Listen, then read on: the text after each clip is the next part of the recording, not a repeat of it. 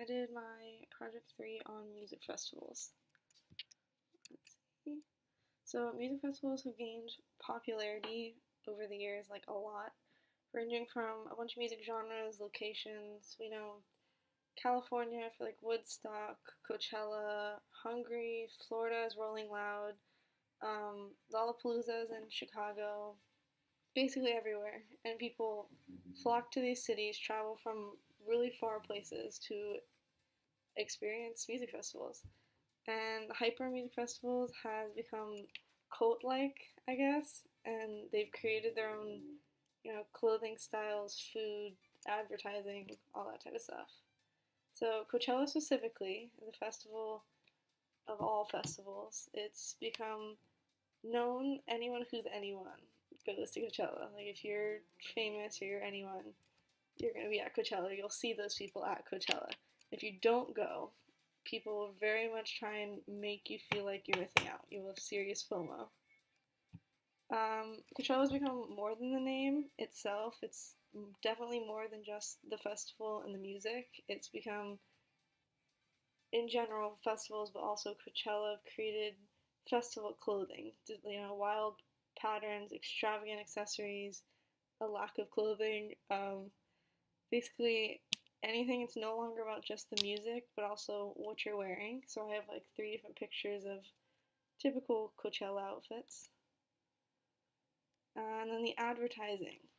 So in spreadable media, they talked about how Twitter was launched at the same time as the show Mad Men on AMC, and it kind of like not planned unconventionally led to Twitter being like the extended version of the show. That was on page 30, and how like basically everything from the show was always talked about on Twitter, and you saw it on Twitter, so they felt like they were connected in a way.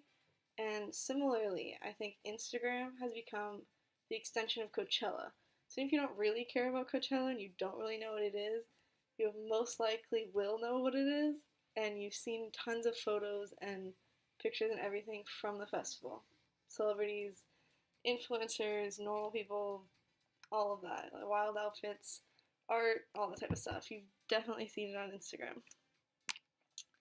So that, I think, I created a term, I call it Insta advertising. It's a term basically created, I guess, by celebrities, social media becoming more popular, and specifically no one's really paying these people to post that they're at Coachella, but they do just because of the hype around Coachella. So they're like glorifying the festival to seem like it's really cool and like you need to be there, stuff like that. And so you're being like subconsciously sold that Coachella is amazing and like you need to go. So I have some pictures of Instagram posts from Demi Lovato, Kourtney Kardashian, Kylie Jenner, and then Griffin. She's a YouTuber with millions of subscribers. So the marketing. So Ilya Vidrosko, I may have butchered that, don't know, discusses the term viral marketing, and that it's not all about engaging, but rather, she says, deploy automated ways to induce the audience members to unwittingly pass along the marketing messages. And I feel like that is really obvious in the whole like posting about festivals, because obviously the founders think their festivals are great. They want you to come. That's the whole point. That's why they made them. They're cool and worth the money. That's what they want you to think.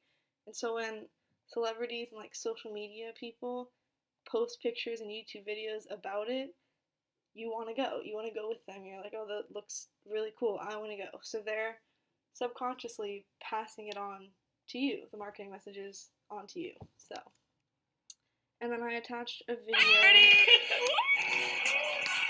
a little loud.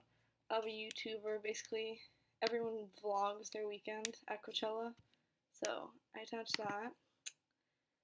And then the reason I said cult in the beginning, I described it as a cult because no matter what, people go. And it's been known, and more people are coming out recently saying that, in YouTube videos and articles, Coachella isn't all it's made out to be. Like, it's really not that good, but everyone still goes. So things like waiting 2 hours for an Uber to leave, so you're there till like 1 a.m. no cell service, you have to walk miles, festival, people stealing your phones, losing things, all that type of stuff. And yet, everyone goes. So I attached a video by a YouTuber, Nikki DeMartinez. She has like millions of subscribers, where she talks about why everyone hates Coachella but still goes. And then also an article from Insider that says, I went to Coachella but don't plan on going back. Here's why it doesn't live up to the hype. So people know it doesn't live up to the hype, but like, we still go. That's why I said it's a cult. Um, and then Theodore Adorno's plugging. So he said in the essay on popular music, the concept of plugging, that he talks about kind of entrapping people, I guess, and leading to, he describes that as an institutionalized and standardization of listening habits themselves, and people become so accustomed to the reoccurrence of the same thing that they react automatically.